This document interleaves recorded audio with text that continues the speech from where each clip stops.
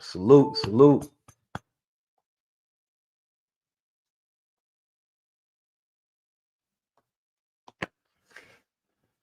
Peace family is 19 keys.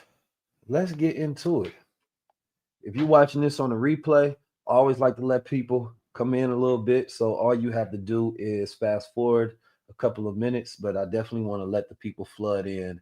And we about to have a really good show.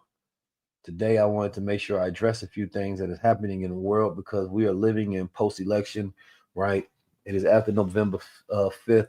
That means that Trump is now president. And I've been seeing a lot of worries, a lot of concerns that, quite frankly, need to be addressed. Some of them are off putting, just given the fact that people are not preparing themselves and they should have. I've been seeing a lot of tears flowing on social media. And those tears is really that you're being sad that you put so much faith in something that was never going to happen. And if you'd have just listened to the gods, if you'd have just listened to those who were trying to give you the advice in the first place and teach you what to do, you would not be in this position. So here we are now telling you to save yourself. All right, brace for the next 4 years. There's going to be a lot of change that happens.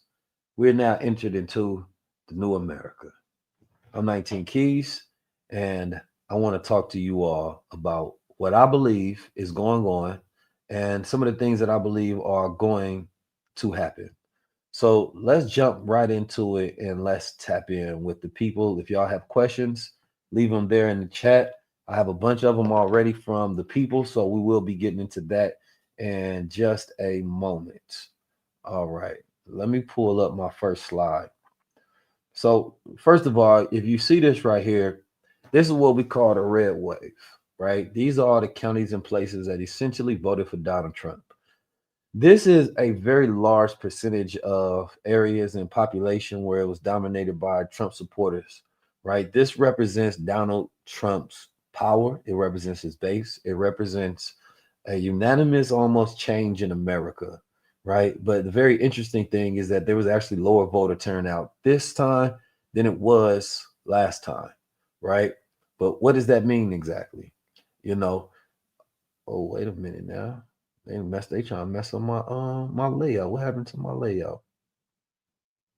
Let's get that back over here. But there we go. They have gotten less voter turnout this time. Why? There was a pundit on, I think it was CNN or one of them, and she said that one of the biggest problems is that the Democrats were only messaging college educated white women for the most part, a base that they was never going to win and or receive, and they alienated everybody else. So essentially, they tried to get the caring population to start caring about the population, and they told them to f off. We already got our man, and we're going with our plan. And everybody else felt like they was in the dust. And now we are here as the dust has settled. Donald Trump has put the two flags behind him of the United States, stood in front of that camera, very clear at HD, right? Got his wig fixed up where it's crazy, it's looking crispy. You know what I mean? Even the orangeness is not extra orange, not right now. You feel me? And he looked in that camera. He told everybody that he was cool, who he was coming for. One of the big things that he talked about he was coming for was censorship, right? He talked about misinformation, disinformation, malinformation, and how the government has these agencies that have cooperated with social media companies, essentially forcing them to, destroy certain voices that they don't agree with. Why? Because big pharma has lobbied them, right? A lot of these companies have lobbied them, and they've decided to censor a lot of voices like myself and others that should have always been able to have a platform, and their freedom of speech should have never been eroded, regardless of agree or disagree. Now, here's the thing about that, and this is my take on it. It wasn't just the government. It wasn't just the government. It was a lot of people who did that. A lot of our own people have been censoring, right? Authentic, real, and true speakers in our own community. And this is why a lot of them have been disconnected. The NAACPs of the world, these old institutions that was historically supposed to represent Black people, but have not put our interests right at the heart, and we haven't seen them mobilize into real movements in a very long time. But it had went to this very soft era to where they didn't want to hear any truth speaking, didn't want to hear any masculine voices. there was a hit piece that was ran on me, and I'm gonna continue to talk about this because I felt bad that the community didn't show up enough. And let me show y'all a picture, right? This is from MSNBC. It says new report: Black voters targeted by far right through podcasts and influencers. No, let me keep this. I like to act like this works. We're gonna keep this right here, y'all. This does not work at all. I just feel like it works, you know. But I say never forget. The Dems attack Black voices to censor us early. Now, you all can go read that article, and that article is actually attached to a whole entire action plan, right? And this action plan was essentially, how do you put out hit pieces against certain people? How do you destroy their voices so that politically they don't have any influence and or power? And so for me, when I looked at this attack on the censorship that has happened in the government that have come down, and quite frankly, a lot of these channels are through like the FBI and stuff like that as well, and the Alphabet Boys. So, Donald Trump said that he was going to essentially try to defund the FBI. Right now, I don't know if he's going to try to do that. When I talked with RFK, he talked about some of the issues that exist within the intelligence agency communities, right? And I seen one of the directors. His name is Mike Pompey. Is this it right here? Hold on, let me get to a different slide. Before I even get to that, I want to read this part for you. But you all can look at who Mike Pompey is, and I'll give you some overview about who he is and why that's going to be important in a second. But it says the orchestrated advertiser boycott against X and popular podcasts must end immediately. Conspiracy and restraint of trade is prosecutable crime. This is Mark Andreessen, right? He runs one of the biggest funds that invest in like tech and things of that nature, right? A major player in the game. And it's interesting to see all of these players aligned up, right? Now, in this particular election, what you have to understand is one of the biggest shifts that happened is that old Hollywood celebrity influence has just been killed. It's just been decimated. It's over, right? Hollywood influence is over. Nobody cares anymore. You could have played in a funny movie. You could have been Mission Impossible. They literally had the whole entire cast of the Avengers. If the Avengers couldn't do it, what does that tell you? It tells you that somebody said they found me through a negative article, then looked you up. You know what I mean? And it was a complete opposite. Thank you. You have to seek things for yourself, man. That's the one thing they say. No such thing as bad publicity. But here's the thing. They literally got the Avengers together, right? And what this tells you is that old Hollywood has no influence. First of all, you don't even know who these celebrities are on their time out. You don't know what they're doing, what they believe in, right? Because they spent their whole time staying away from politics and religion. That has literally been the blueprint for Hollywood when they talk about doing PR. But these podcasters haven't stayed away from politics and religion. So the people finally got to hear authentic opinions and voices and ideas. And I was somewhere earlier yesterday, and I went to an event. And at this event, Joy Taylor, who is a sportscaster, was talking about how influence had changed and media had changed when everybody has access to the news. You can get your information from everywhere. But what changed was your favorite influencers or creators or broadcasters or celebrities' opinion about that news. Right. And if you don't understand, I like to teach blueprints for creators on how to become a better creator, how to build a personal brand. And one of them is, and y'all can remember this piece of information, is that you don't just give value, you share personal information about yourself. When you share personal information about yourself, you connect people to who you are. The more people know about you, the more points of connection they can have to you. So this increases the influence because it creates a thread of trust between you and the audience, right? I tweeted out earlier today, and if you're not following me on Twitter, you definitely should. You know what I'm saying? But I tweeted out earlier today, podcasts, and then I put the little sign, Hollywood. So podcasts, influencers, podcast is over Hollywood. It's connection over attention. You can have all the attention in the world, nobody cares. What's the connection? What's the why? Not the what. Creators over celebrities, right? You're going to see more and more creators touring. You're going to see more deals coming in for creators that have a lot more connection. Why? Because when censorship is ripped off and PC culture is completely destroyed, companies are going to feel more comfortable giving big deals to creators that have large audiences who historically they couldn't connect to because they felt like it wasn't safe enough. That safety band-aid has just been ripped off in the new America. Community versus following. The community is going to be bigger than having a following because followers do what? Anybody know what my framework says? Followers do what? They only do one thing. That's what followers do. Who knows what they do? Followers just follow. That's all they do.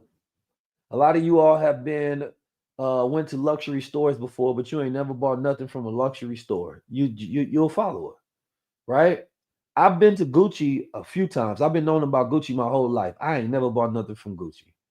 I am the worst person Gucci want to see coming, right? I have no connection to Gucci. I'm not planning on buying any. You know what I'm saying? Like I'm just a window shopper. But and now I've been boycotting Gucci because I damn near forgot what they did. But I have a negative feeling towards them, and sometimes they be having some really nice glasses. Boy, I be in a glasses shop and them they be nice as hell. Then I look and they say Gucci, and I'm like, damn. And the funny part is nobody go actually care if I buy them. But once you have a negative feeling towards a brand, right, then you reject it. So you don't want to have a negative association towards them, right? So this is why you don't want to have a following, but a community is much better because you're bringing people of like minds together. I just had a conversation with a technology company that want to build out creator hubs across the nation, and I was essentially advising them on some of the best ways to do it. And my goal is to get at the cap table of this large company who's working on 90 to $100 million infrastructure deals in each city, and they're trying to build out 32 the same way you have 32 sports teams and things of that nature. It's some very futuristic, dope things that's happening behind the scenes. I'll get into that a little later, right? But the thing is, you want to build a community, right? So for 2025, I'm really kind of giving you all the overview of the blueprint. If you want to know more, of course, join High Level Club because we're going to be doing weekly breakdowns of all these frameworks. The last but not least of this is authenticity versus being politically correct. It's authenticity is very important, right? And learning how to be yourself. I'm looking for the next group of creators that I can work with that have an authentic presence and an authentic voice, right? And that know how to be themselves in front of a camera and that's comfortable in their own skin. This is extremely important. You can be a smart person. You can be somebody that looks good, right? Whatever it may be. But if you don't have that authenticity, then it will not cut. When we're putting together a network of podcasters that we approve and we like authentic voices for the culture, but it has to be real. That PC go by the script, nobody wants that shit. Scripted things, those work sometimes with comedians if you have a show that have a good format. But the politician that's PC is over with for that. We want people that's real. One of the biggest things that people were saying about Trump versus Kamala is that they believe whatever you think about Trump, they said that's him. And Kamala, people are saying, I don't know about her. I don't believe it. People believe that when those cameras cut off, she goes back to whoever she is. And when those cameras are on, she turned into an act. But that was always politics, right? A certain decorum that you kept, which ended up becoming this facade in front of the people. So we never get to know the real politician. You never see him curse. You never see him get angry. You never see these moments where they're seeing a real person that you're connected to. It was these figureheads. And that worked for older generations because they controlled media. So we were used to that. But once you had the ability to see authentic people that you connected with that actually had large presences, that had talents, that was popular, now you start comparing the real to the fake. Like, wait a minute, this fake as hell. That's what you really think? That's what you really wear? That's what you would really say? Like everything is just so prompted.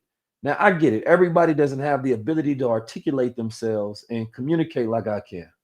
You know, I happen to be born with extra brain power. I get that. And of course, I'm wild enough to take gold water so it can increase my electrical conductivity throughout my body. So I get why I'm a little different, but it works for that reason.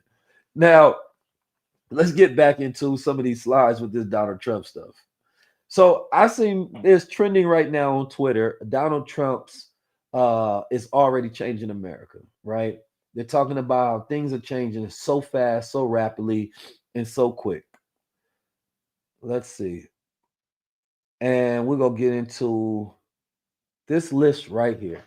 As you see, I just put the whole list up. I ain't even clip or edited that.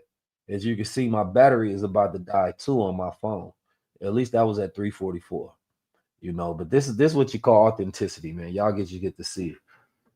So if you look at it, this is what happened in the last 72 hours. Now, this guy, Xavier C. Miller, I believe, is a Donald Trump supporter. But this is what it said in this post. It says the EU said that they will be buying oil from the US, no longer buying from Russia, right? So that has already been a big change that has happened, right? Just in the last 72 hours since Trump came in. And I'm about to give you all some of my perspective on this, that I think a lot of this stuff was orchestrated on purpose, right? Now, y'all remember Biden, right? I believe he's president or whatever. Y'all remember Biden, right? That one dude, man, he be stumbling on his words and you can't tell if he alive. Y'all remember him? Talk to me. So Biden is currently the president of the United States, if you didn't know. He's currently the president of the United States. Now, I forget like he forgets, right? So I understand if we forget. But what I didn't forget is how Biden was really tripping for a long time. He forgot what he was saying. He didn't know what was going on. He would be talking, this is my America, and then he'd just start stumbling his words, and then the words would just like crumble up like a piece of paper. It's like he was reading, and then the paper crumbled up as he was reading, and he was reading the words crumbling, and he was like, "What you say?" And we just didn't understand. And sometimes he'd just mumble things. Like if anybody my grandfather had Alzheimer's, right? He'd forget stuff all the time. And if you ever been around a person with dementia, that's how he was acting. We didn't know what was going on with Biden. We was like, nah, this can't happen. Everybody unanimously was like, no, we're not voting for this guy. No matter who he was, his own wife wasn't gonna vote for him. It was really bad. So anyway, I seen the video of Biden the other day in his concession speech, essentially towards Donald Trump. This man Biden sounded so clear, so articulate.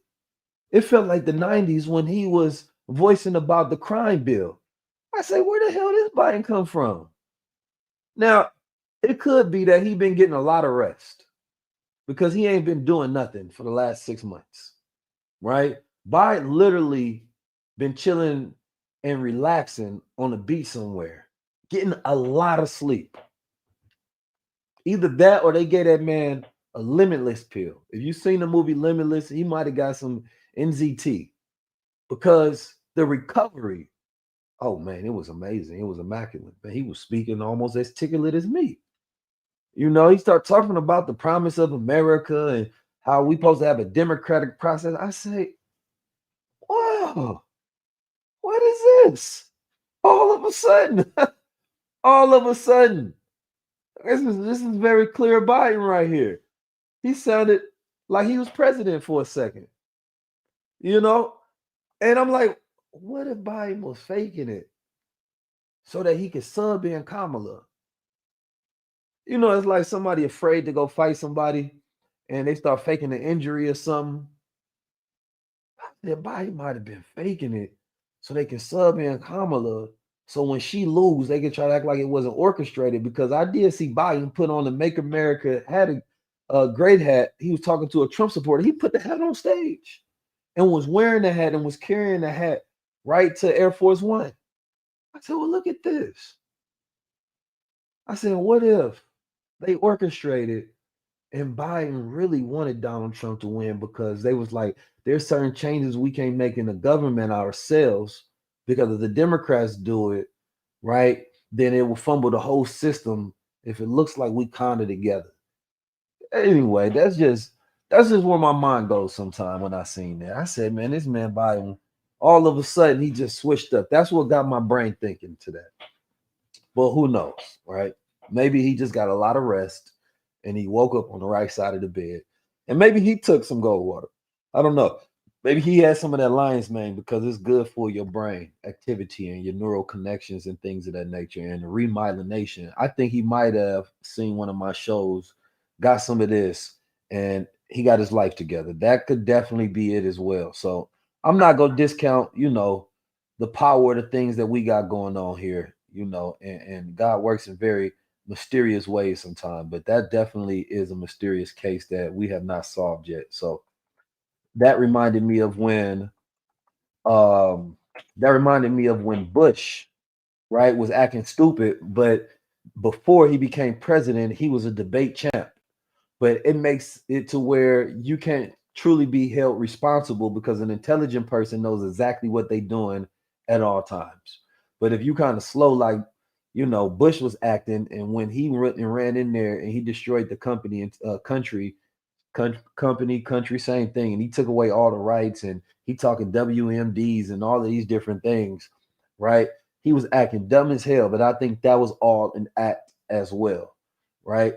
Now, Obama was acting like he was the coolest, smartest person in the world. So he's held accountable for everything he did or didn't do because we know that you're culpable, knowing that you have the intellectual faculties, right, to think, right, and be logical and reasonable about every single thing that you're doing, right? So because Obama was damn near perfect in his first campaign, everybody voted for him. I know some racist people that voted for him. You know what I mean? Like, I think he really brought hope and change to a lot of people during that first election. But anyway, let's get back to it. So we now are at this point where there's a video breakdown, and I wish I'd show you all right now, but I can't add a clip in right now of Donald Trump addressing the government, the world, saying, this is what I'm going to do. These are my executive orders that I'm going to be announcing. He's getting straight to business, right? And I think a lot of people are going to be fearful. They talking about opening up the Epstein's list, right? And the governments have responded around the world, right? Where Hamas has called for immediate end to the war. Putin said that he wants to negotiate with Ukraine. China says that it hopes for peaceful coexistence. Bitcoin hits an all-time high. Hey, he's trying to get Gensler, which is the head of the SEC, who has a gripe with crypto and XRP, kicked out of there, which is more likely gonna happen. But Jerome Powell, head of the Fed, said, I ain't going nowhere. He said, just no. No is a complete sentence. Don't even ask me no more. He ain't got that power to kick me out. The stock market has had its best day in 2 years. Like billions of inflow has coming into the market. Iran's currency falls to a record low. They trying to say that some Iranian was trying to assassinate the president, which I think also is just very convenient, but I don't think the American people will believe in that. NYC ended its migrant debit card program, right? And they announced that they'll be withdrawing American troops for Syria. And Russia announces that they'll no longer be banning the US dollar, right? And they said Zelensky and Putin essentially has had talks with Donald Trump already. I think 2025, we're going to see a completely new America, but there's going to be a lot of good and bad. Now, remember I brought up the CIA intelligence officer because it's not all just sunshine over there, right, in the Trump camp. Everybody doesn't agree with everything. They believe that a lot of people who went against Donald Trump, right, should stay against Donald Trump and should not be able to get back into good graces and kiss the ring, regardless of how much they try to get on the good side, right?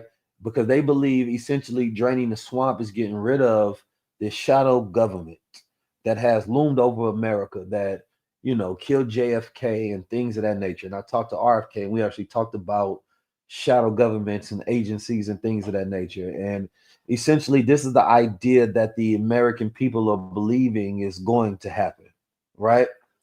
So this is very interesting to see. But what I seen was that um the sister by the name of, what's her name? Boom. Candace Owens. Not yet. But they said, would you support Candace Owens as White House press secretary, right? And I'm seeing this floating around. Not only Candace Owens, but they saying Alex Jones as well, or Snowden, right? So they trying to get super radical about some changes that at first was all the rules that you shouldn't break. Now, Candace Owens said that I know that there's private people are telling her that Mike Pompeo, right, is trying to get into Trump's cabinet. Now, Mike Pompeo has had a career in CIA and intelligence, and he's somebody that was a critic of Donald Trump, right, when it came to the handling of the classified files and things of that nature. And I've seen a lot of people that are on Trump's side essentially saying they want to hold him to fire, that he doesn't become a puppet of Israel, and that he does the things that the people who voted for him want, so that it becomes America first actualized, right? So this is going to be interesting to see how it turns out, because I know that there's a lot of people that helped him get into office. And that's a lot of points of loyalty that you got to have. So I think that as this transition of power occurs, you're going to see what I said as a radical, when anytime that you have um and somebody that you voted for, they become your opponent, not your friend. The reason they become your opponent is because they made promises that they now have to keep. And by making those promises, it's your job to hold them to fire, because everybody's going to basically try to hold them to fire, right? Oh, you said you was gonna do this, like a mother and or your parents, right? Had told all the children that they was going to do something for them. Once said they go take them to the game. Once said they go take them to the movies. Once said they go give them this, and it's like Christmas time or something. And they come in the house and everybody's screaming, "You said you was gonna do this. No, you said you was gonna take me here." And they like, "Damn, well, I can only actually keep so many promises. Who do I keep it with? Is it the favorite child? Is it the person most closest? Is the most convenient thing to do?" Right? No, you think politically and strategically, who has the most influence and leverage to keep those things. Now, Donald Trump is a president that likes to be liked. We know this. So the people have some power just in being able to assuage that when it comes to the public sentiment, because the one thing that you don't want is the MAGA nation turning on him, right?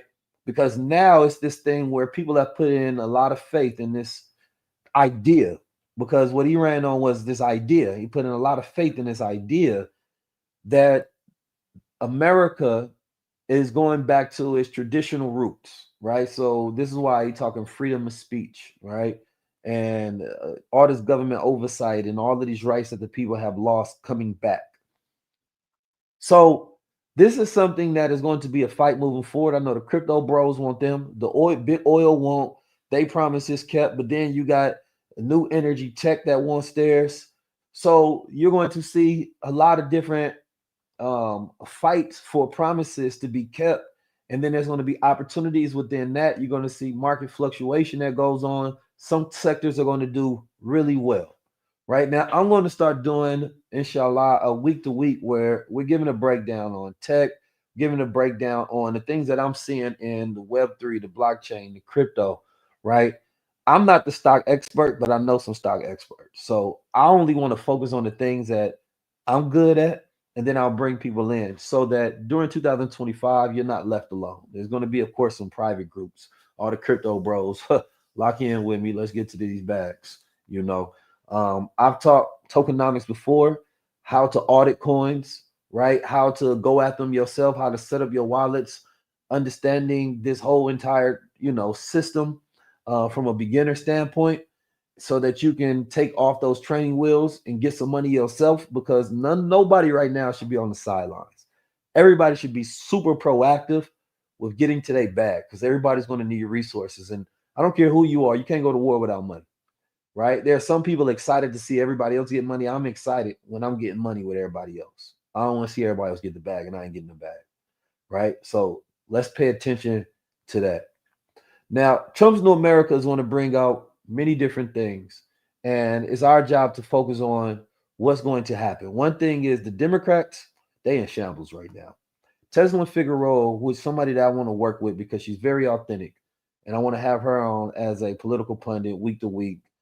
But she spoke about how the Democrats raised $1 billion and only gave 1 to 2% to Black organizations. And from the beginning, they was going to lose, and they only had 100 days to run a Black woman who never stood a chance for this country. Now, she has always been a truth speaker. The messaging was wrong. The positioning was wrong. The branding was wrong. The marketing was wrong. The Democratic Party will never be the same. I think that this is the biggest loss. This is going to be the biggest transition in government politically since JFK. When JFK was assassinated, that essentially flipped the Republicans to the Democrats and Republicans switch places, right? Because, well, anyway, I'm not going to get into that history. We'll get into that a little later. Now, I also want to get into a little bit about, later on, I want to get into about what does it mean that the Department of Education is going to be abolished, right? I had to think about this a little bit. And I'm like, why does you want that abolished? Now, a lot of people started to answer my question when I tweeted this out. And they was talking about how essentially, most of the funds don't actually even go to the education department. And they started to cite literacy rates and things of that nature, right? And I had to look at like, when was this actually funded? Like, when did the Department of Education start? And in order to really go into this, and I might have to give it a real true segment, you have to go to May 4th, which happens to be my birthday, right? But it also the birthday of Horace Mann, who is known as the modern father of public education. He essentially is the one that put together the ideas behind the public education system. And he's also the reason why so many men that work in the public education system, or women rather, because they believed at the time that this was a female job. And it's also the reason that teachers get paid so low, right? With teachers being paid so low, this has been an issue. Now, because women weren't getting paid that much and it became a feminine sing job, it's not that many men that are teachers, and there need more male teachers at the moment. And this is also a reason why you're seeing this a feminization of young boys, because they don't have great examples and mentors that are literally raising and teaching them. Because a father is somebody who raises you up. So you can be a father without being a biological father if you're helping raise young people up, right? But that thing, when I was looking at Horace Mann, also look at the birthday of the Department of Education, which I believe was 1980, May 4th. Now, I believe it may have been a symbolic thread to put it as May 4th as a way to honor Horace Mann. But when I looked at that, you realize that America had existed before. And the thing about it is, and I'll give a full breakdown on some of it, but what we can really start talking about is what would happen if that actually went through, right? What does it really represent? Now, I know minorities and families that cannot afford to do private education because they're working most of the time, they're overstressed, or maybe they're just not competent enough to do it. I think that they're going to suffer heavily, right? But there's going to have to be a complete infrastructure change on the education of America. But I think what's happening is with the erasure of the middle class and people not really caring about poor class, without any education, you're going to see poverty rates go higher, and it would also create crime rates go higher. So what people are not talking about is the alternative, right? I think that there is a federal program when we talk about No Child Left Behind, and I think that that curriculum has been crap. I wasn't raised in the public education system. I'm not a product of the public education system. I was raised going to private Muslim schools, Black owned, when I was younger, up until middle school, and that's when I started integrating with all, the crazy kids and things of that nature that had all the ADHD and the high fluoride levels of the brain, and all kind of stuff. They was managed, crazy, wild, and perverted. You know what I'm saying? Gang banging. It was all kind of stuff going on at the schools I went to.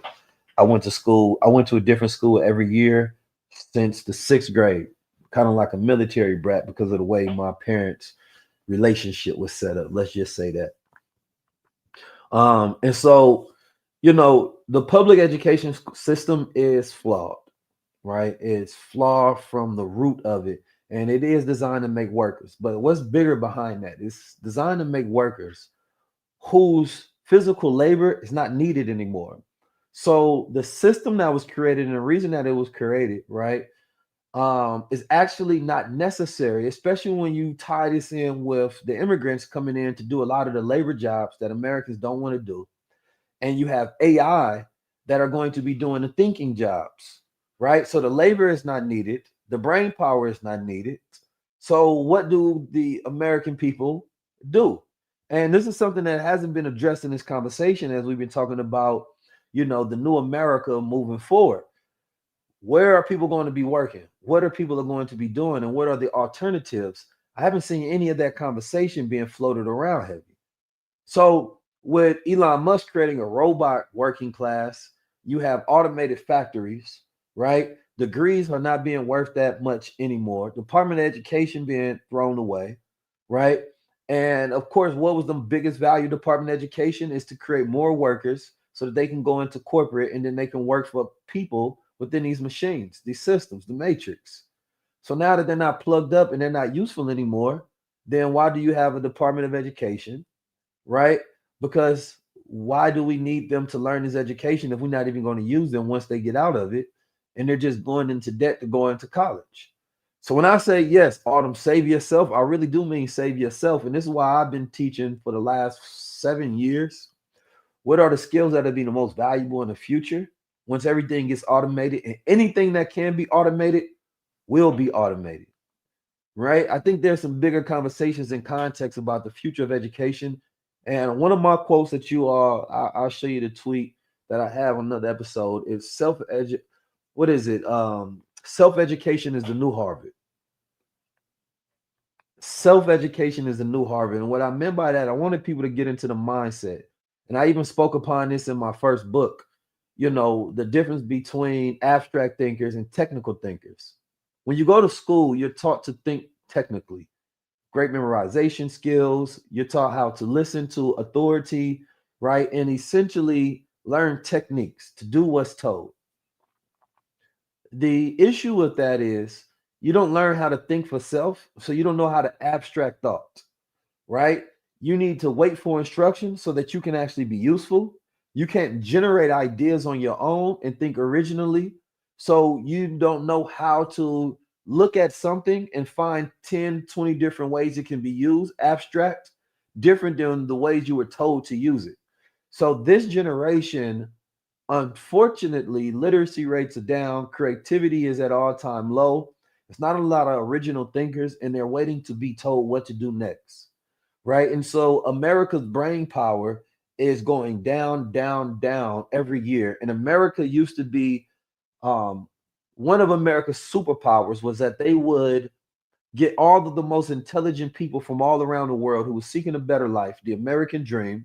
They would cipher that brain power in areas of science, technology, engineering, innovation, whatever it is. And this would allow America essentially to be a superpower.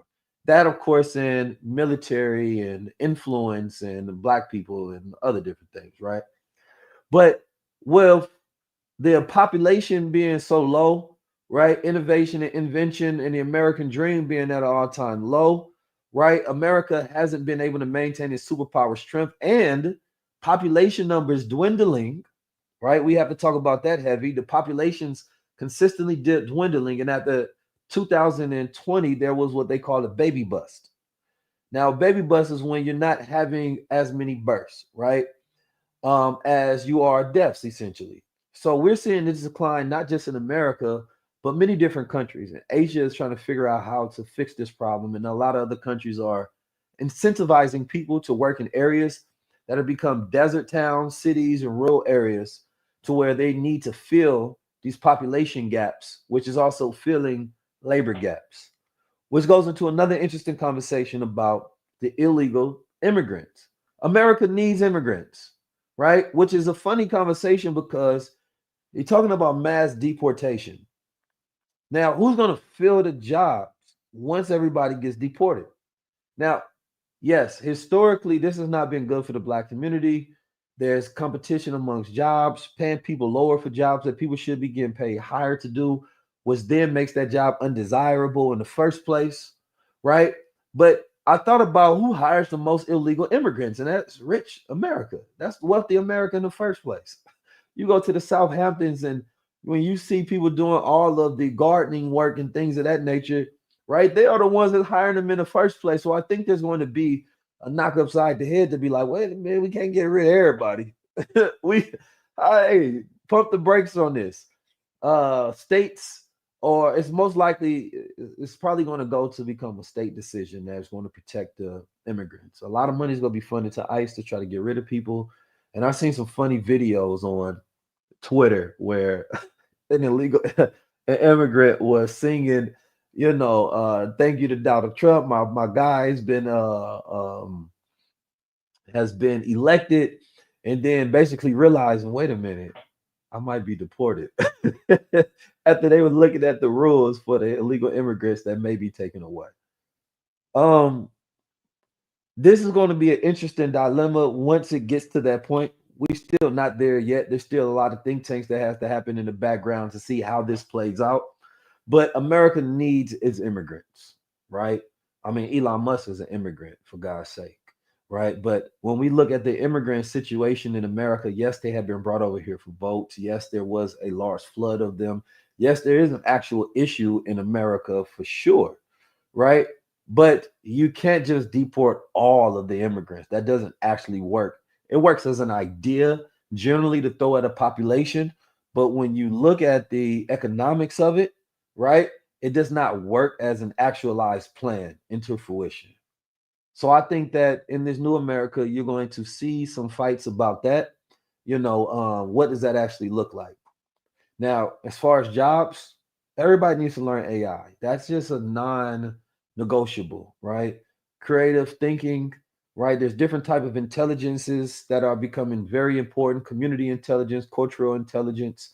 Everybody should be learning about spatial intelligence, AR, VR. There's new technological developments that's happening. I think, you know, political education is going to be big. I think a lot of people are going to want to educate themselves. It's going to be different grassroots advocacy. I was looking at this study, and I think this is interesting for y'all to listen to real quick. So I was trying to understand, and this is talking to my women sister out there. You're talking about, I want to work with 50 women that have skill sets that can help me build out whatever, and you guys get to have essentially equity in what you bring to the table. And it's like an eat to kill model, right? You help me build out, whether it's in managing, whether it's in booking, whether it's in sales, whether it's technological proficiencies, whatever it is, right? Grant writing, like come over here, help the infrastructure, apply 19 keys at 19keys.com. Let me know what your resume is and how we can work together and how we can build for 2025. That's my pitch to black women. All right. Now, here's my thing. I was looking up some research on ChatGPT, and I said, wait a minute now. And make sure y'all send this out to family and friends because they need to be on this. I was saying that what happens when, and what is the psychological impact, right, of this outcome? The way I like to study, I like to go find context of cycles where similar things had occurred, and then I like to find the pattern right in those occurrences. So, of course, one of the things was when Winnie Mandela in South Africa, right? She was a prominent, of course, apartheid figure in South Africa, and she was a potential leader. But after the separation from Mandela, and a lot of people don't know that Miss Mandela was the real gangster. Miss Mandela was not playing no games. The youth was behind her. The people was behind her. She was with all action. All right. But a lot of people didn't know. But at the different controversies, her political influence had diminished. There was Benazir Bhutto's assassination in Pakistan.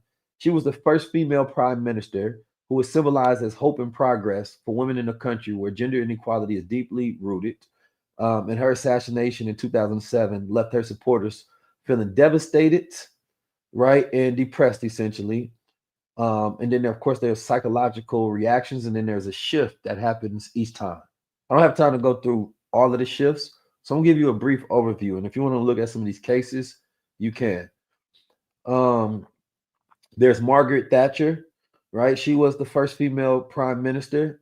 She had very polarizing policies. She held symbolic significance for women, breaking barriers, but she resigned after the party's internal pressure in the 90s disappointed many of her supporters, right?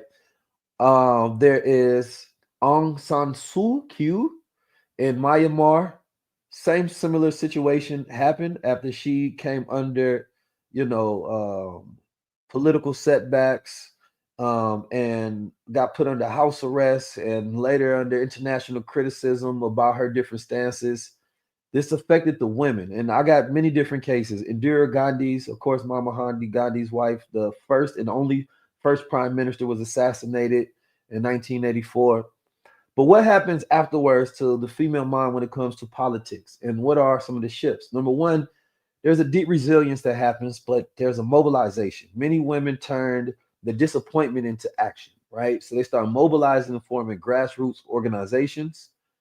They increase participation in local governance versus big government, right? And they start working on community led solutions. Now, right now on the internet going viral is a young lady who talked about the Black Project 2025 and all the things that we can do together. And it went crazy. It went super viral. She already created a group where she got hundreds of people in it. So I'm already seeing these patterns and these shifts starts to happen, right? Now, when you see these shifts starts to happen, you have to focus because this is where the opportunities are, especially when it's talking about the unification of different communities and how they can do for self. Now, the Republican Party is all the do for self movement. They're about getting it on your own merit, right? It's private money versus public money, which is the difference between the Republicans and the Democrats. So it's not the government, socialism, and things of that nature. It's the American dream, work hard, get it on your own. So right now, during these next 4 years, that should be the sentiment that's in the streets. So when you look at that as an opportunity, what you're essentially saying is that this is the time where our community can get galvanized under ideas to where we can generate our own economies and we can become prosumers, which is producing what we consume, everything from grocery stores to banks, our own private schools, and things of that nature. So this is where you take something that a lot of you all may have looked at it as a bad and you turn it into a positive and a golden line, not a silver line, a golden line, right? Another one of the things, there was a shift towards collective representation. Women often shifted focus from individual leaders to a broader demand for gender equality and leadership. So they wanted more women leadership, challenging institutional structures to include more women. So they lost up here at the top, but they like, all right, we still need our representation. Now you have the good sister Rashida, and which she was a stark proponent against the Democrats, and she got reelected again.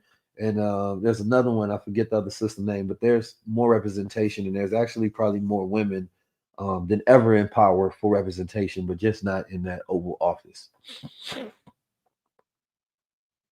And then there's an increased political consciousness. So the disappointment fostered a greater awareness of systematic barriers, prompting more critical engagement with politics and advocacy for policies that directly address the disparities. There was a focus on legacy and the next generation. So one thing that I was thinking about, because I did see a lot of disappointment of a lot of young girls. Now, I wouldn't see nobody can be mad at a young girl wanting Kamala to be president, right? I think that even if you're a MAGA supporter, you can understand that, right? Because what is that? Young girl going for Kamala versus Donald Trump. There's no reason that your daughter would be like, yo, no, I want Donald Trump versus the lady that's in office as representation of themselves. So I'm seeing young girls that are in college, high school, and even younger, right? Let's just say like from 14 to 21. There was a lot of disappointment. But let's go even younger, the demographic that couldn't vote. So they felt powerless and they just had to watch America make a choice and a decision that they did not understand. And a lot of them can articulate why, but they will never forget how you made them feel. They'll never forget how you made them feel. So, number one is disappointment in the Democratic Party, but then there's also disappointment in America as a whole.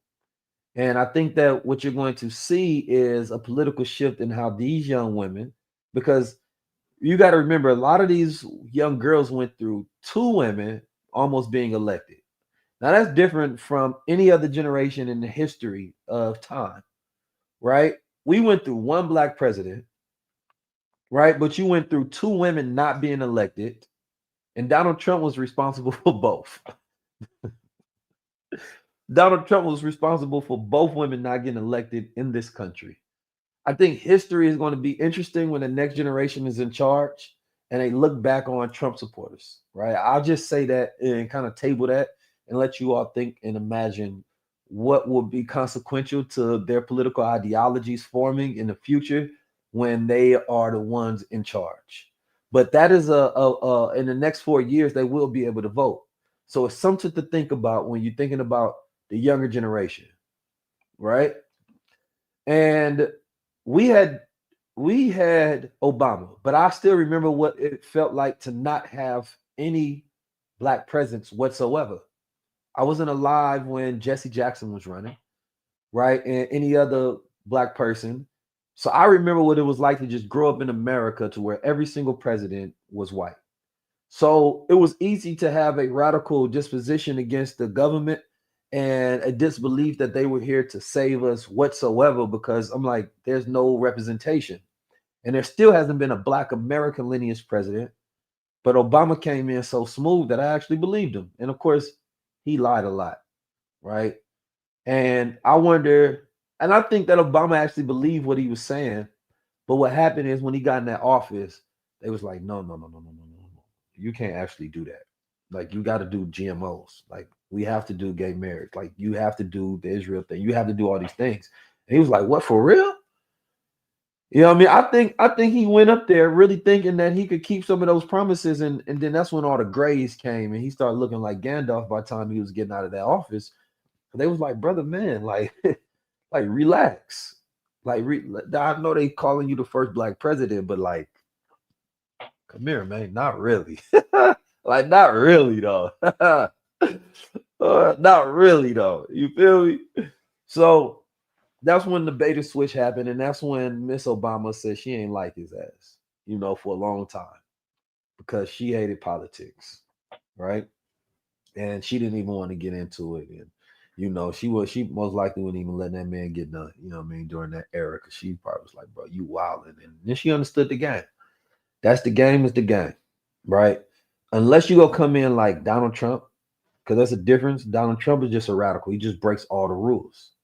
Or you can be somebody that believes in the tradition of the presidency, that acts with the same ethics and decorum as every other presidency, but then you're going to see limited change because they're not trying to do anything radical, which means go to the root. Donald Trump is the most radical president by far. So when you have somebody that's acting like that, which is what Obama acted like, right? You're not going to get that much change. You're not going to do anything crazy. And then also, let's as much as we talk crazy about Obama, we know that any little thing that he did, number one, could have got him sniped.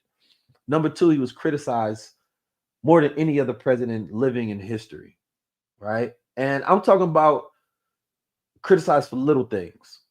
Don't get me wrong, Trump has been heavily criticized and criminalized. But I'm talking about Obama couldn't do a 1% of what Trump had did. You know what I'm saying? Like they would have got him out of there fast. He don't have that kind of privilege. The man became the president of the United States, but he don't have that kind of privilege. He still don't got white privilege, even though he had White House privilege. But anyway, it is what it is on that. I want to shift gears and let's talk about RFK. And we can end it on this.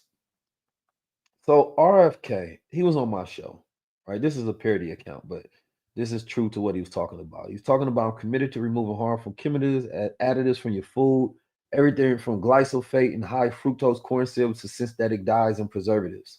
We all deserve a food system that prioritizes health, not profit. Join the movement, right? Now he's been putting out a lot of messages like this. He's been talking about getting rid of the FDA, right? CDC, these vaccine mandates. They've been talking about draining the swamp of big pharma, right? All of these different things, and I think it's a good thing. I was talking with somebody today, and they was like, "Man, that crazy RFK," and I'm like, "What's so crazy?" And they was like, he the vaccines," and I'm like, "No, I actually agree with him on that. I actually agree with him. You know, I'm I'm cool on that. I'm cool on that. I ain't got no problem with that, brother, man. You would have to find me something else." I said, "No, actually, the problem is that America is sick. America is completely sick. And by that, I mean the people are physically sick.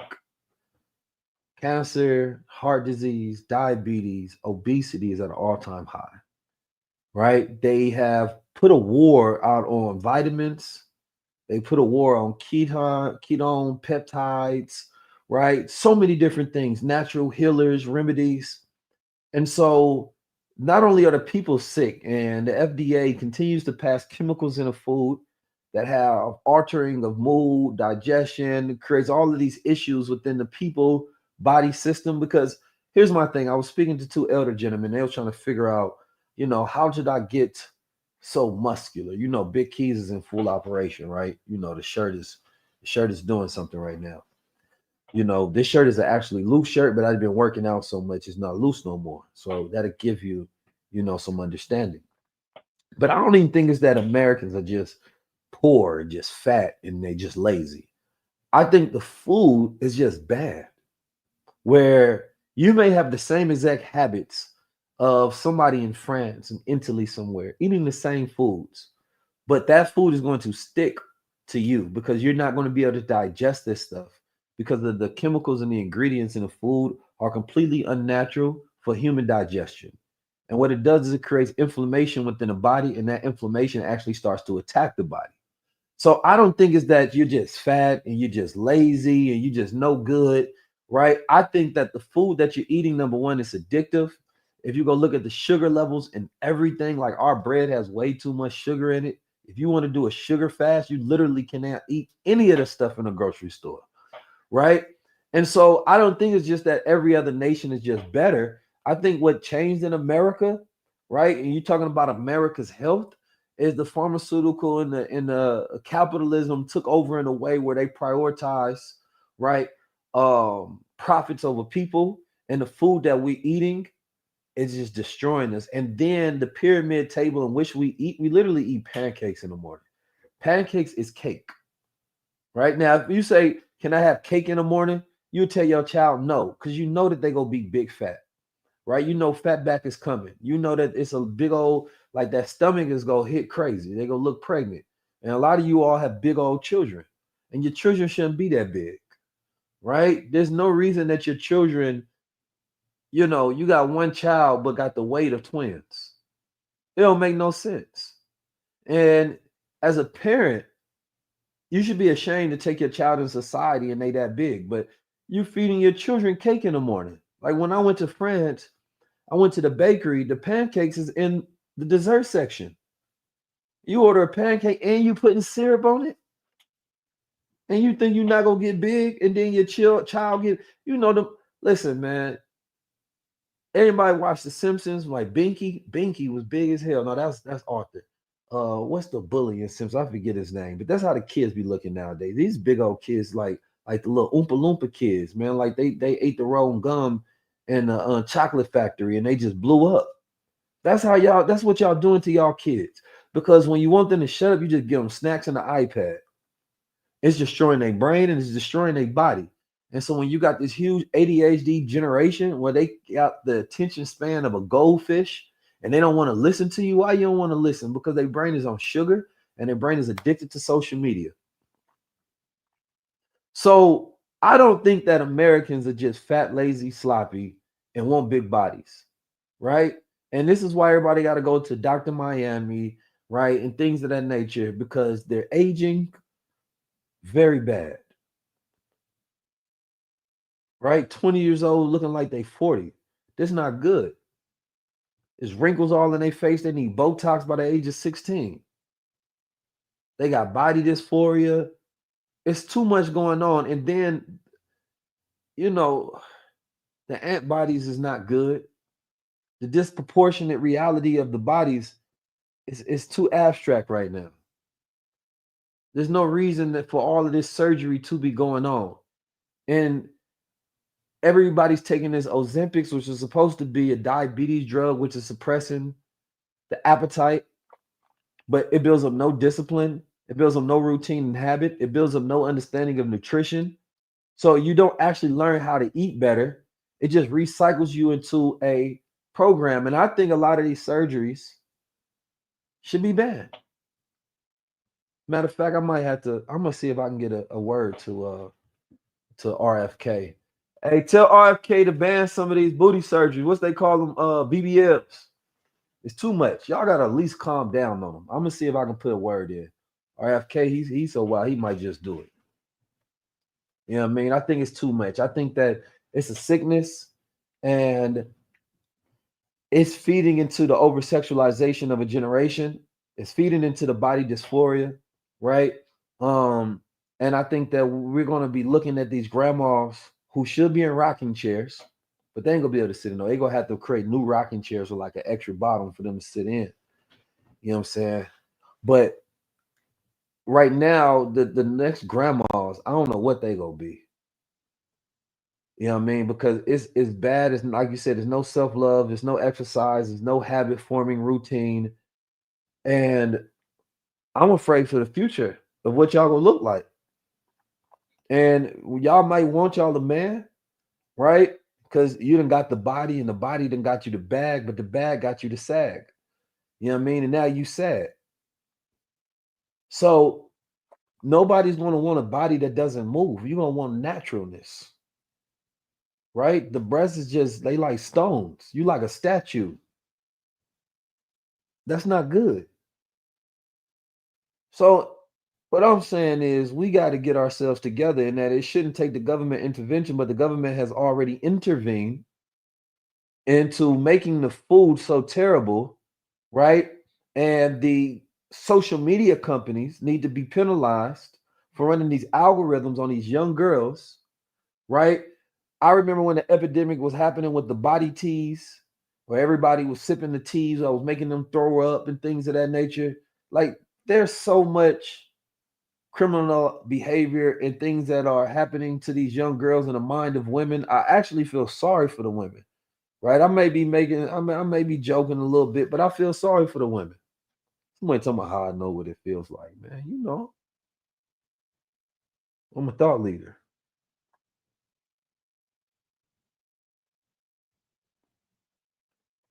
So the thing about it is y'all crazy. I gotta make it entertaining and educational for y'all, man. But the next generation of young men ain't gonna want that, right? And I want us to get ourselves together. I think RFK is going to be an interesting shakeup. I think what's going to happen is definitely going to be a war within the government. But the problem is that Donald Trump, or whether you said a problem or not, he has so much power. I don't even think that they expected to give him this much power. They never expected to give him the House, the Senate, the everything, because I think that government needs a lot of check and balance system, right? But right now, I don't see where he can be checked. That means that most of the things he want to get done, he's going to be able to get done without a lot of pushback. And that's because the Democrats have done so bad and they disappointed the people so bad. And I heard somebody say something that was so key. They said, you know, y'all mad at Donald Trump supporters for looking past his felonies and behavior, but y'all look past genocide and was still going to vote for Kamala and Biden. I said, well, damn. Well, damn. That's heavy right there. That's heavy right there. I can't even lie. I said, that's heavy. I said, that's something to think about. You was willing to look past genocide and say, no, it's bigger than that. But then you surprised that people will look past Donald Trump's past and say it's bigger than that. See, so now society needed this slap in the face. because it was going down a very bad, it's still going down a bad path. Like things ain't just turning to heaven at all. Like it's gonna get crazy. But what I'm saying is that people were acting as if they was on this moral high ground and just completely doing the right thing while ignoring the most deplorable acts that happen in humanity. And none of our past leaders would agree with that. Not a Martin, not a Malcolm, not nobody would have agreed with this type of behavior. They would have fought tooth and nail to go against these things. Yet you wanted everybody to ignore it. And Black America is going to go to such a big shape up because they're going to continue to need voices like myself and other people that have been historically ignored. And they wanted to continue to ignore us. I'm going to tell you what would have happened. If Kamala got in, brothers, it wouldn't have been good for Black men. I know there's a lot of brothers that say they was doing it for their daughters and stuff, but you got to remember your sons too, right? And it's not even just so much about the act of voting, but it was about the messaging around it. Because I didn't hear anything about the young boys. And this is disheartening anytime we have a movement that focuses on one thing when the young boys are getting it bad right now. The effeminization and lack of masculinity. First of all, that was a huge thing. They was trying to make Kamala the new masculinity. And a lot of people on the red side was looking at that as masculinity, right? As a fight for masculinity. But I'm like, what does it matter if young girls come up if the young boys are going down? It always have to be centered on family ideas, right? And we have to think beyond our personal wants and desires to what's the best needs of the collective. See, somebody say, explain to me how it's going to be so great under Trump. I'm not here to explain that to you. We have to be able to, walk and chew bubble gum, as they say. This is about do for self. This is about saving yourself. This is about having awareness and being educated on what's happening in our reality to take advantage of what's happening, to form where we need to create our solutions where we need to. If Kamala would have won, I'd be doing the same live, but a completely different one. Trump is here, so now we're focusing on this reality. Too many people are so stuck in the past that they can't get insights from the present. And if you can't get insights from the present, then you can't have foresight for the future. This is insights for foresights. And we now have hindsight. It's the three visions. So I need people to jump off of the political conversation because when something happens, growth mindset is thinking forward. It's forward thinking. Things, they might not happen the way you want it to. Right? But I always say things could be worse. I don't know what that worse looks like. But that keeps me grateful, it keeps me grounded, and it keeps me growing. And if you got those 3 Gs, you God body. That's when you operate with that 4G. Now I'll give you the 5G, but I don't think y'all ready for that. But you got to be grateful, you got to be grounded, and you got to be growing. You know what I'm saying? Like that's what we need. Oh man, I see a couple of people that put out some shout out to Real Dale. And thank you for everybody that threw a couple of dollars into the chat, man. Marcellus, dope better. I appreciate you, Miss Cashmere, for the 19. I appreciate y'all locked in. Thank y'all for tapping in. Make sure y'all join the High Level Club where we will begin to do our week-to-week education series, going over all the things we need to learn. I'm literally going to be doing a communication class. Everybody needs to learn how to communicate, how to storytell. This is a very valuable skill during this time. It increases your influence, your confidence, your persuasion in life. And it's one of the number one skill sets, right, in the world, if not the number one. Of course, under that is selling, which is still communication. We're going to be teaching you how to set up a podcast in the right way. Everybody needs a podcast, but it's a way that you need to do it, and you need to set it up like a show. And we're going to, for the first time ever, teach our blueprint. So many people have tried, they failed, they don't know how to do it. They don't understand our science. We have a science called elements, and we know how to add enough elements to make a show become successful, not just viral, but how to create a connection with an audience so that you can have that leverage, right? We're also going to be teaching a mental mastery class, which is going to be generally for everybody, focusing on developing a growth mindset, teaching you learning how to learn, which is one of the first things that helped me start on my journey of becoming 19 Keys. I was trying to gather all this information and insight, but I couldn't remember it. My learning capabilities have been stuck because of public education have been destroying it. So we're going to go into those particular insights. And then, of course, we're going to get into the metaphysics of it, because if you don't change things from an emotional plane, then nothing on the outside actually changes. The biggest shift you can have in your life is the way that you feel and the frequency in which you operate. Operate on a winner's frequency, because if you don't feel like a winner, then you're not, and you can never win. If you feel broke, you stay broke, you get no money. You have to switch up the way you feel, right? In order to switch up the reality that you live. And it's not hard, because that's the mindset that you got to have. Once you think something is hard, you separate and you create distance between yourself and the thing that you want to achieve. So you have to be careful about that. We also have a book club, right? One of my books that I'm on right now is the Bushido Code. I love this book. My trip to Japan really got me heavy on this book. So make sure you join that. We're going to have, of course, the daily signal trades for stocks. So make sure you all tap into that. That is through, you don't need no special code or anything. This is not a particularly paid promotion, but I do know the owner of this. It's called the Trade Hero app. They send out 3 signals a day. It's like the Tinder for stock trading, and it has a social component being built in it. So even if you're already in somebody else's trading group, even if you are already an expert, you can still get into this one, and you can decide which trades that you want to take. Thank you, Mindful Banter. I see that you are in the book club already. So make sure y'all go download that at the App Store. Amazing app. I've been using it. I love it.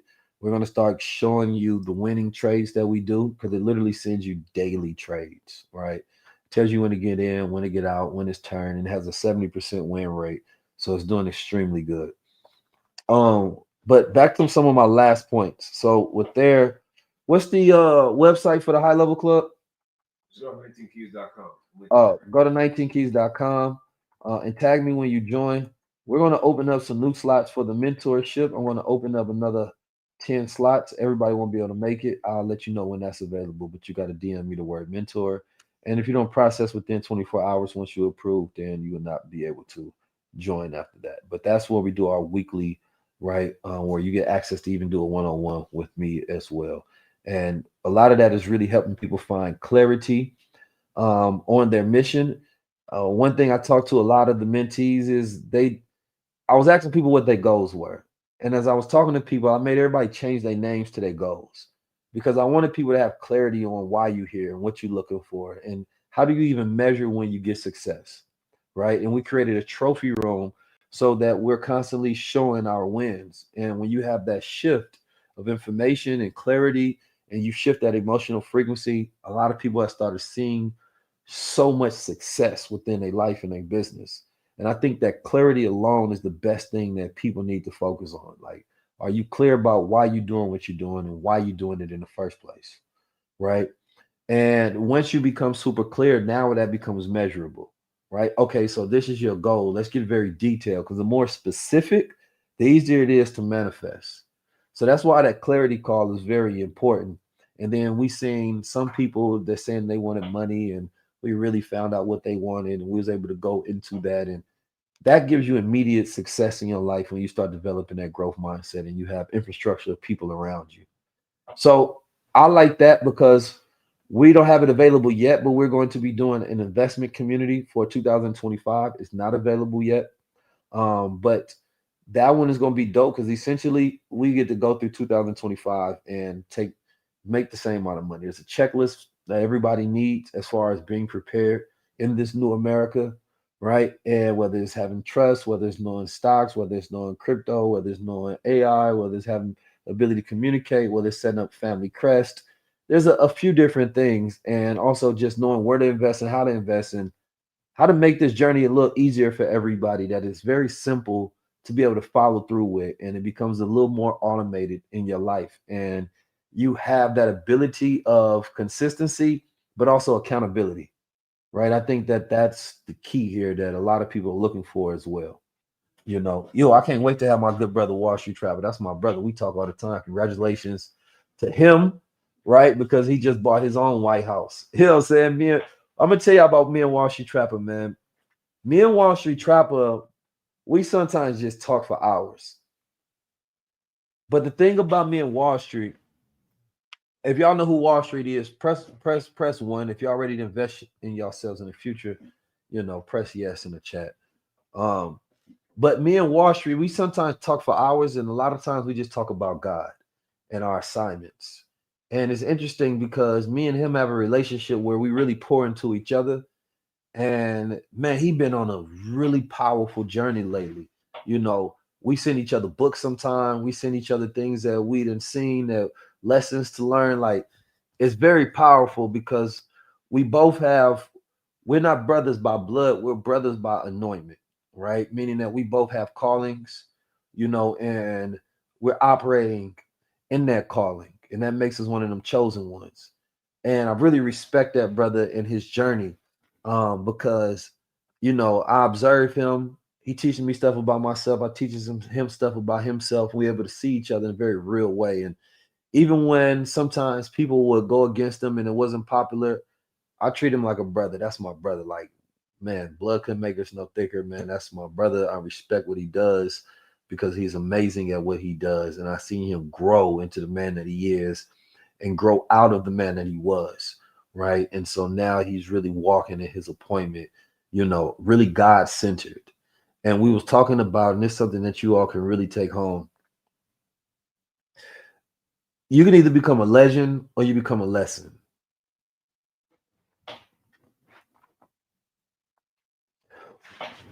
And I have a newsletter, and we put this in the newsletter. When you become yes, we believe in the same God. When you become a lesson, you have to remember this. God has something for you, right? He has a destiny lined up for you. Everybody has a certain potential that they can max out. And your potential is essentially your destiny. Meaning that there's a version of you and there's a dimension of you, if you can imagine within yourself, that you can reach to. You can become great at something. You become a legend at something. That if you really tap into all your gifts are stuff that you were born with, but things that you possess that you can bring out of you. Skills are things that you develop, right? Talents are things that you're naturally gifted at, right? But when you really develop your gift, right? That is God's potential in you. And when you sharpen that, it becomes actualized. And that gift allows you to fit a potential that becomes a destiny for you. So you could become a great speaker and impact the world, right? You do something that the world needs. You do something that you're good at. You do something that you love, right? And you do something that makes you money. That's your ikigai. But when you're talking about fulfilling destiny, I think it's when you maximize your gift, right? And you become a service to the world to where God can use you. Because when God can use you, it's basically saying that if you have a really gifted child, one that is supremely intelligent and smart, you want to put a lot of responsibility on that child because you know what they can handle, right? And it's the same thing when God believes in you. Because people always talk about believing in God, but what happens when God believes in you, he gives you an appointment. But when he gives you a mission, it's a big mission. He ain't gonna give you no mission that any old dummy can go through because he know that you smart, that you intelligent, that you gifted, that you skilled. He sees the potential in you. So when you go through a lot, it's because God believes in you. He know you can handle it. But if you got a child that ain't that bright, you're not gonna put that much on their plate because you don't believe in them that much. So, but what happens is you can become a legend. You can become a story that people tell, that people want to emulate and aspire to be, and they learn from. Or you become a lesson when you don't develop yourself and continue to go on that journey to who you could be. And now God does not waste things. He don't waste human potential. So now he's going to turn what could have been legendary into a lesson. So now I have to turn you into a lesson so somebody else can become a legend. right? And we've seen many people that we use now as cautionary tales of what not to do. But you could have became a story of what exactly you should do.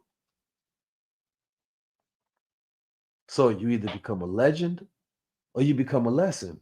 But that's up to you. And you have to be willing, even if you don't want to do it, even if you don't understand, to follow God's anointment. Whatever he has on your schedule to do, because sometimes we got to do stuff we don't want to do, but that will make you a legend. I go through information, I go through stories, I go through wars, I go through daily battles a lot, right? I shared it before that I got a brother in prison, I got a brother in jail, and I got a few other brothers that I don't even get to talk to like that because we had different points in our story. And that doesn't feel good. On the daily, I got 6 brothers. They should be with me and we should be working together. But God set me on this mission and he said, it's not about what you want, right? Just follow my will. And he works in mysterious ways. I never know what's going to turn out, what's going to be. But some journeys are meant for you to go alone because it's only for you, no matter who you want to bring. So sometimes we fight that. And it's not the disappointment that we have in other people. We get disappointed in ourselves for not seeing it earlier and not listening to that voice. Because people show us who they are before we're willing to see who they are. They show us who they are a long time ago, but when we're willing to actually accept it, that's different. So on my journey, I wasn't always willing to accept it because I see people the way God see them. I see them for their potential. I see them for who I think that they could be, what I believe that they can develop in, but they're not ready for that. So if they're not ready, then I shouldn't be ready. I should focus on my own development. You plant seeds, and when people are ready, they will grow. But you can't grow anybody before they season. No matter how many seeds that you plant, you can't grow before they season. I've been trying to do that, and I realize what happens is that people, when the more you do for people, they develop expectation, right?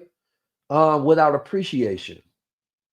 And when you have expectation without appreciation, then you don't get reciprocation. And without that reciprocation, then you don't feel appreciated because you're doing for people without reciprocal energy.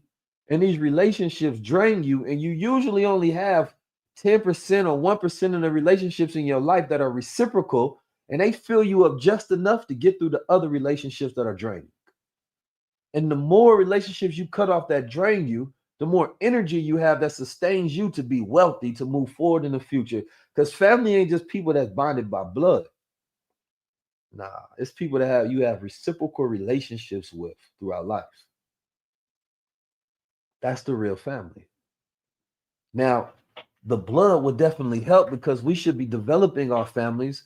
The problem is that our families have been destroyed psychologically to compete with each other for significance within the family hierarchy instead of collaborate, focusing on growth, community, and love.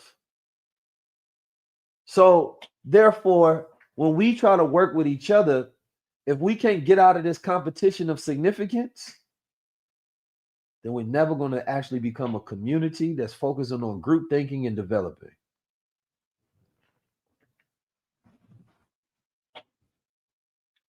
So, that's a lesson that I learned in my life.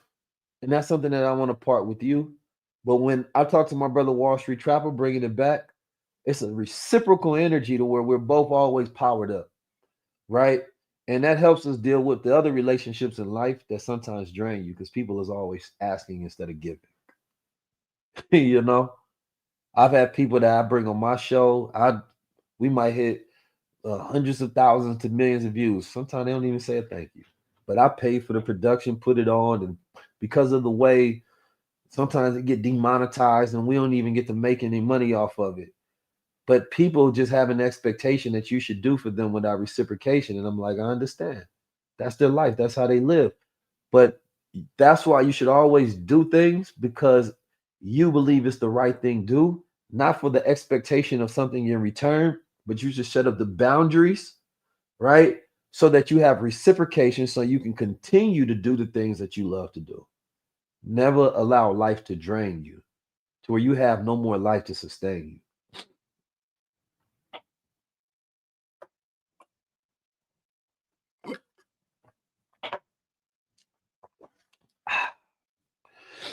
So, family, make sure y'all join the High Level Club. I think it's going to be one of those things that, going into 2025, it's going to be the best decision that you made. It's about community right now and having your group of people that you locked in with, that you can build with, that you can talk with, that you can learn with, right? And I wanted to get to a certain threshold to where we locked in with these people. And I'm not worried about everybody for 2025, quite frankly. That's why I put out the message, save yourself.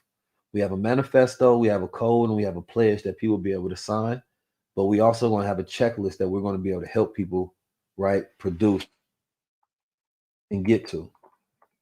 All the product that we put out that helps us sustain these things because we've turned down the different sponsorships from things that we don't align with, and I literally pour everything back into this. When you independent, it's not the same.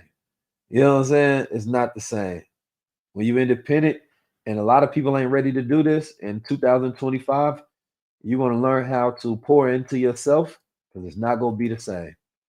I've seen the black community. Only time I get attacked, a lot of times it be in the black community, but I love my people. I still pour it back. And I be trying to figure out, like, damn, most of the time a person is only trying to attack me because they wish they could have a connection to me.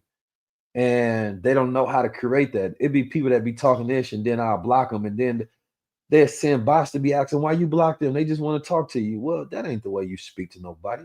You know what I'm talking about? But I look at it as like little bad kids that's trying to get their parents' attention and don't know how because you never learn how to communicate, right? And I'm really not those people that like to play with people. You feel me?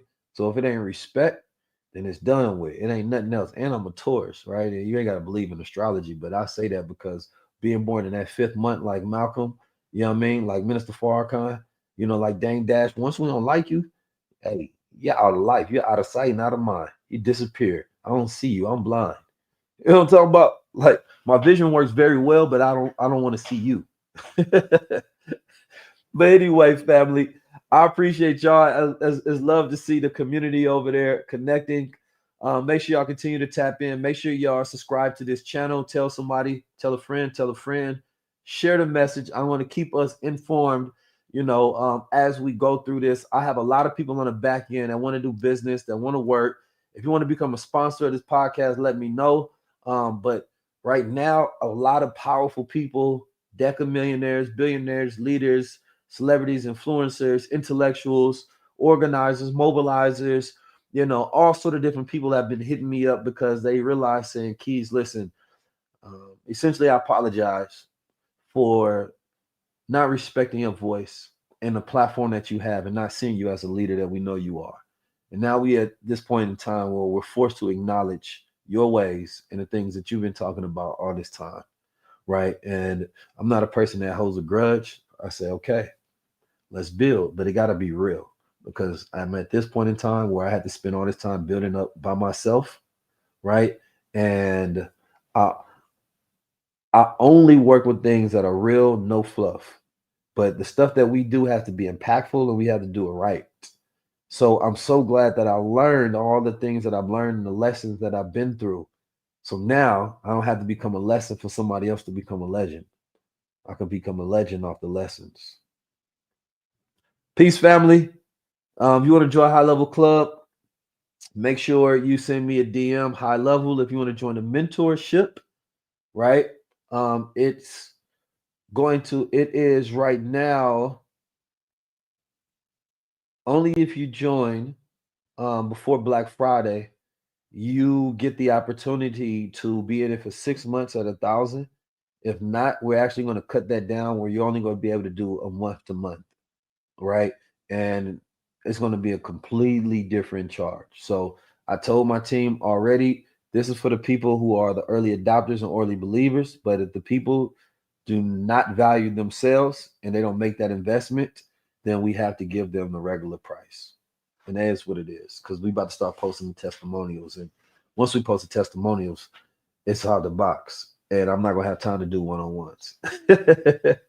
But for 2025, we wanted to figure out a different model because we do a lot of consultancy, even for large companies. The company I was consulting today, man, they working on a $90 million project, right? But they don't understand this space as a top tier creator, somebody who's built up their economy. Everybody's trying to follow my framework now because they need that connection, they need the authenticity, they need the podcast, they need to understand this new economy that has emerged and this way of thinking. They know how to build out tools, resources, other things, but they don't know this space at all. So I'm here to be that guidance, right? But I'm not here to play with. So, peace, family. I appreciate y'all. I'll see y'all on this platform and when we have our next high level conversation. Y'all be safe out there in this new America. Remember, regardless of what happens, we got each other and we got God. And that's really all we need. So, save yourself and you save the world. Peace.